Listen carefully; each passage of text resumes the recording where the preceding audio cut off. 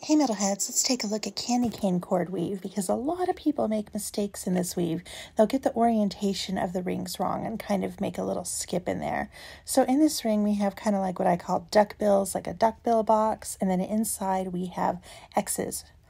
And so when we are trying to figure out where to put our first rings on the corners, we need to make sure that the top of our X's inside that duckbill box are facing to the left as we look down on it. So that's how I chose. And so I got that first corner, I captured those two rings right there, and then I'm going to go right to the opposite corner and capture those two. And then after this point, I'm going to go ahead and complete my little duck bill box. I think they look like little duck bills. So I'm going to capture all four rings right there. I'm going to go through the bottom one, go through those two X rings, and through the top. And then we'll go ahead and mirror that on the other side. So we're going to go through the bottom ring of the box, go through the two X rings, and then we're going to pick up that top ring. And now we got to figure out which way do we orient the box to make sure we're picking up the correct two corners.